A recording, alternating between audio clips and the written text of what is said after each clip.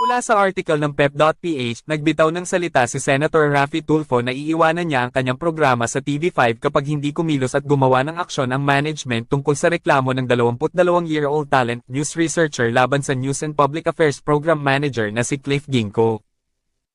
Galit na naglabas ng saloobin si Tulfo sa kanyang programang Wanted sa radyo nitong Biyernes ng hapon, ika-9 ng Agosto taong 2024, matapos marinig ang salaysay ng talent tungkol sa sexual abuse na naranasan umano nito sa mga kamay ng TV5 program manager.